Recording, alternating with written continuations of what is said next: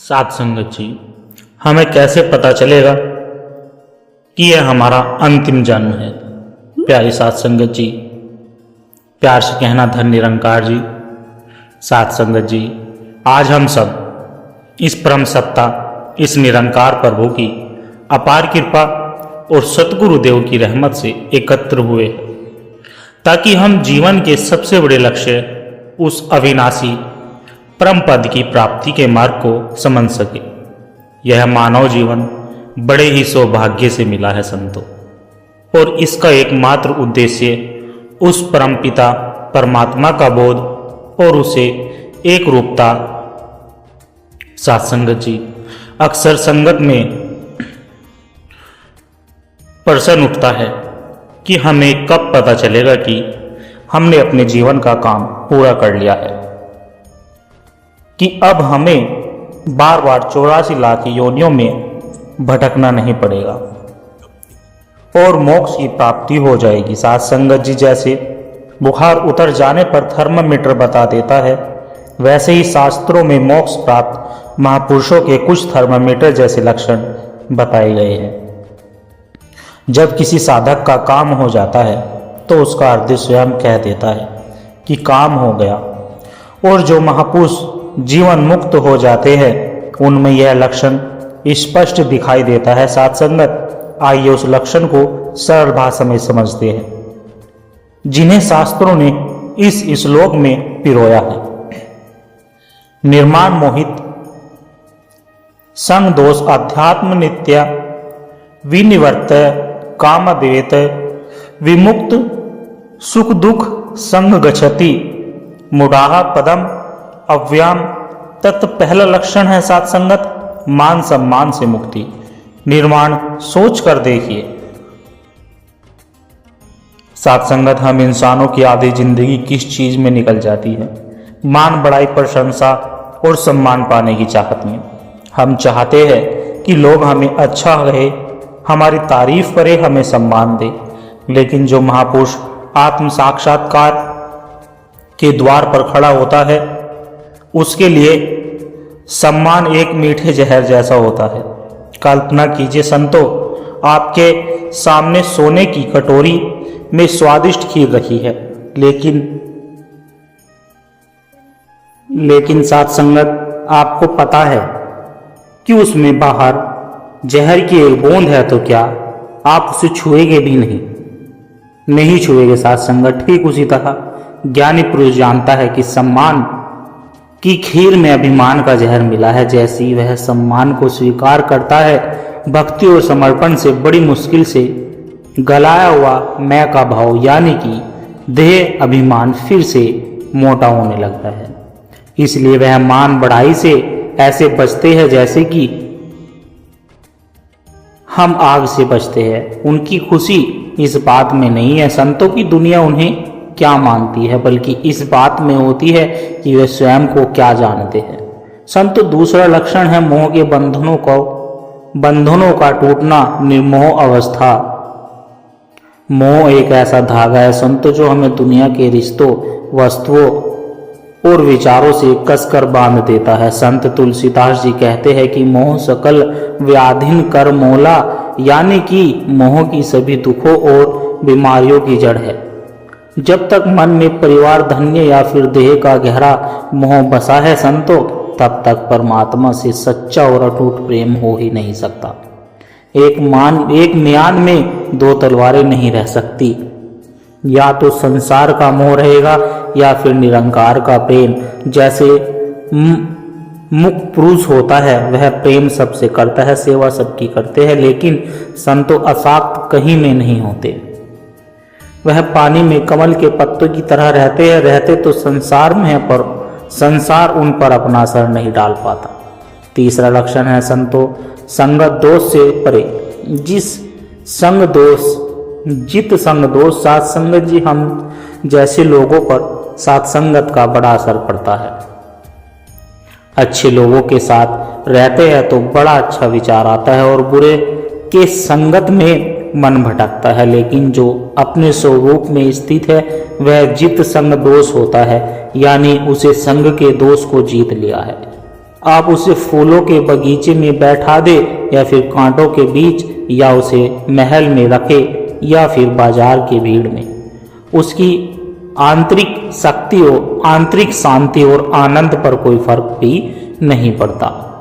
वह बाहर की परिस्थितियों का गुलाम नहीं होता संतो, बल्कि अपने भीतर के आनंद का स्वामी हो जाता है। उसकी शांति बाहर से नहीं भीतर से आती है। चौथा लक्षण है संतो, कामनाओं का अंत, विनिवर्त काम। एक मुक्त अवस्था विनिवर्त काम होती है, यानी कि उसकी सारी कामनाएं शांत हो चुकी होती है। हमारी तो संतो इच्छाओं की सूची कभी खत्म ही नहीं होती। एक पूरी होती है तो 10 नई पैदा हो जाती है।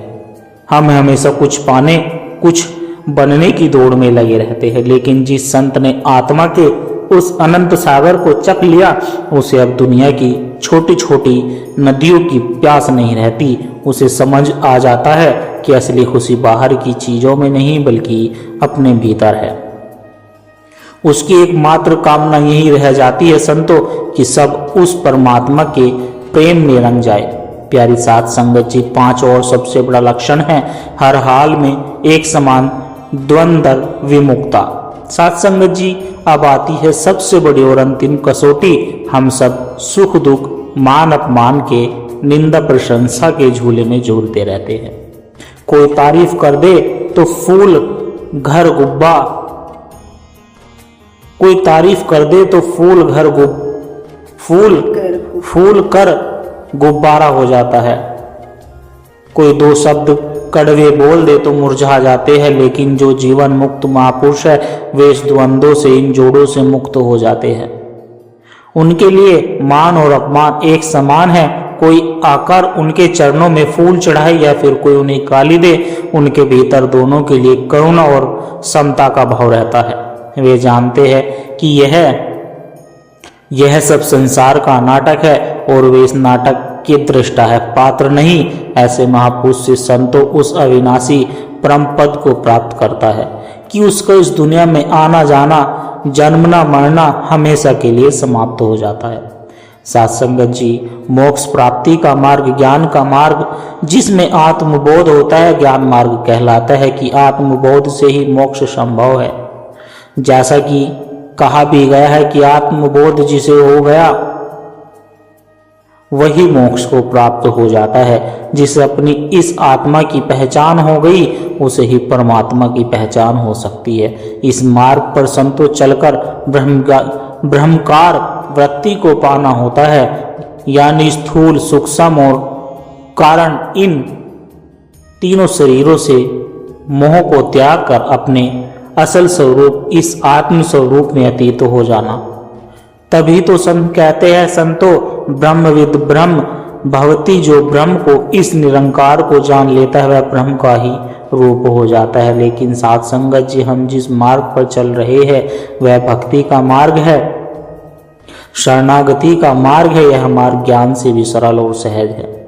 यहाँ हमें किसी जटिल साधना में नहीं उलझना संतो, बल्कि केवल दातार के हो जाना है। शास्त्रों में भी भक्ति की महिमा गाते हुए कहा गया है कि सन्मुख होए जीव, मोह जब जन्म कोटि अगन नाश है, तब की जब यह जीव मेरे सम्मुक्त हो जाता है।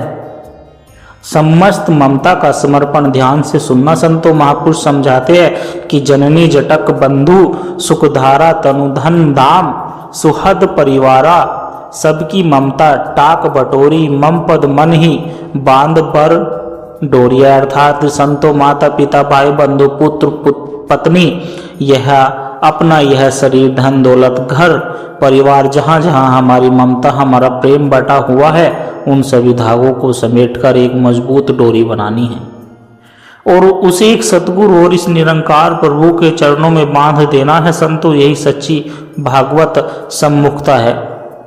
जब हमारा हर कर्म, हर आचरण सतगुरु के वचनों के अनुकूल हो जाता है, तो समझना संतो कि हम इसके सम्मुख हो गए हैं। और साथ संगत जी, यह सम्मुखता आती कैसे है? यह केवल और केवल सिमरन से आती है। निरंकार का सिमरन सभी साधनों का सार है। साथ संगत जी, मान लीजिए इसे यह सिमरन ही है और जो एक तरफ हमारे संसार की नश्वरता का बोध कराकर वैराग्य देता है और दूसरी तरफ इस निरंकार के प्रति प्रेम लगता है। भागवत में कितना सुंदर उदाहरण दिया है कि जैसे भोजन का एक एक कोर खाने से एक साथ 3 काम होते हैं, तृप्ति, पुष्टि और भूख की निवृत्ति।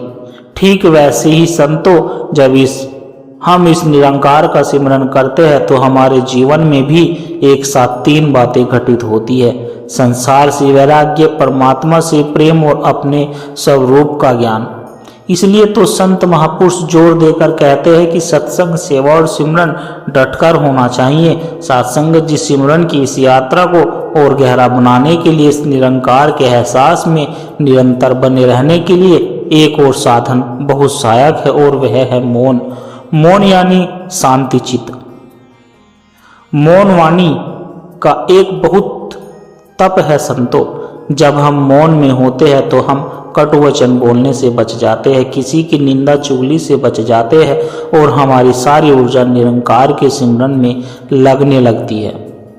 जब हम लगातार बोलते रहते हैं संतो, तो सिमरन की जो तेल धारावत यानी कि तेल की धारा जो अटूट गट्टी बननी चाहिए वह बन नहीं पाती है ना संतो। अगर हर समय मौन रहना संभव ना हो संतो, तो दिन में 1-2 घंटे का अभ्यास अवश्य करना चाहिए। और साथ संगत जी, यह मौन सबसे अधिक फल कब देता है? जब कोई हम पर क्रोध कर रहा होता है, जब घर में लड़ाई का माहौल बना रहा होता है या फिर कोई हमें अपशब्द कह रहा होता है। उस समय अगर सिर्फ 5 मिनट के लिए भी मौन साध ले तो संतो बड़ी बड़ी समस्याओं को सहज ही टाला जा सकता है। अब बात आती है मन की, चित्त की चंचलता की। यह मन ही तो है जो हमें सिमरन में टिकने नहीं देता, मौन में रहने नहीं देता। संतों की वाणी को समझना भी बड़ा गहरा है संतो। एक बार किसी महापुरुष ने कहा था कि चित्त को ठीक करना तुम्हारे हाथ में नहीं। यह सुनकर तो कोई भी निराश हो सकता है, लेकिन साथ संगत, अगर चित्त को सुधारा ही ना जा सके तो फिर कोई भी इस निरंकार को पा नहीं सकता। स्वयं प्रभु ने भी तो राह दिखाई है कि अभ्यास योग युक्त चेतसा, हे अर्जुन, ऐसा अभ्यास करो कि तुम्हारा चित्त कहीं और जाए ही नहीं। तो संतों की लीला को समझना बड़ा आसान है। वे किसी विशेष अवस्था में बोलते हैं, हमें तो अपना प्रयास करते रहना है संतों। अगर कोई हमें रोज भला बुरा कहता है तो हमें उससे द्वेष नहीं करना, बल्कि यह समझाना है कि दातार हमारे भीतर से द्वेष के संस्कारों को मिटाना चाहते हैं। हमें तो अपने चित्त से द्वेष को मिटाना है और प्रेम को बढ़ाना है। साथ संगत जी, हम संसार में रहते हैं तो अपने कर्मों के फल भी हमें भोगने पड़ते हैं, है ना संतो। एक होता है प्रारब्ध क्रम ध्यान से सुनना, जो हमारे इस शरीर के साथ ही बनकर आया है।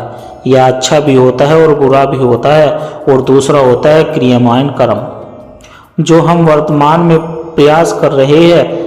कई बार ऐसा होता है कि प्रारब्ध खराब होने के कारण हमारे अच्छे प्रयासों का भी फल नहीं मिल पाता है, होता है कि नहीं, और हम निराश हो जाते हैं। लेकिन हमें निराश नहीं होना। एक महात्मा जब साधना की चढ़ाई पर बार बार असफल हो रहे थे तो उन्होंने एक चींटी को देखा।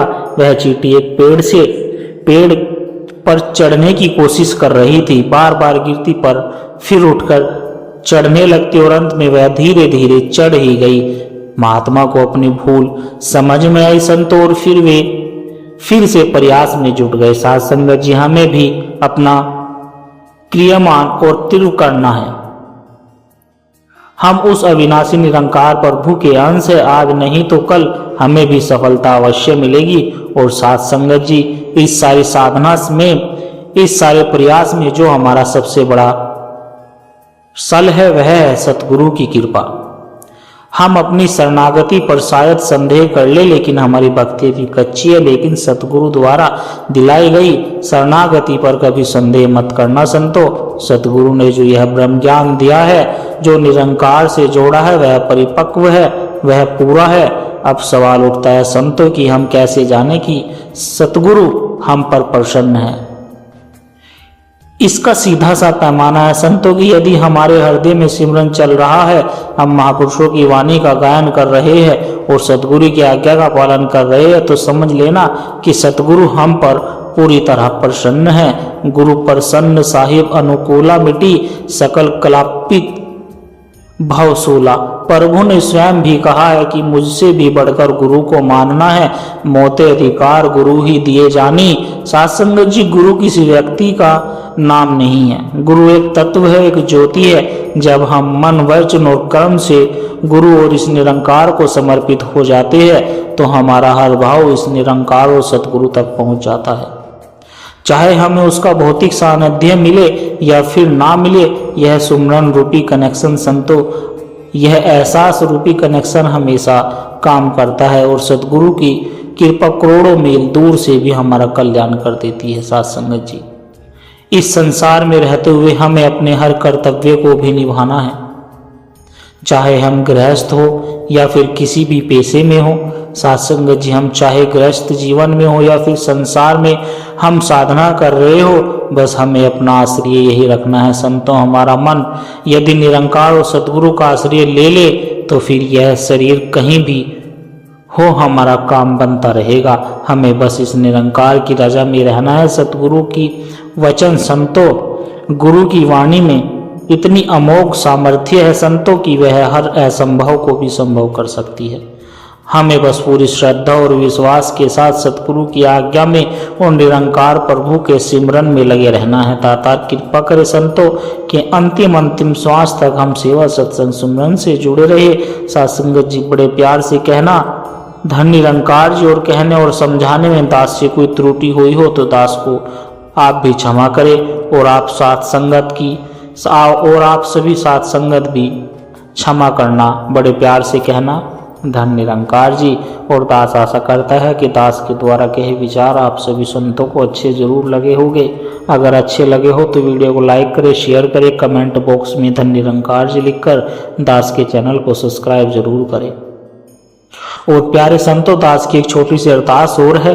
अगर इन विचारों ने आपके दिल को छुआ है, अगर आपको आत्मिक शांति का इन विचारों से एक कण भी महसूस हुआ है, तो इस ज्ञान के प्रसाद को केवल अपने तक सीमित ना रखें, इस प्रेम के पैगाम को आगे औरों तक भी पहुंचाएं। क्योंकि संतों, एक दिए से ही दूसरा दिया चलता है। जब हम इस सत्य की आवाज को औरों तक पहुंचाने का माध्यम बनते हैं तो यह भी एक निरंकार की बहुत सुंदर सेवा ही होती है।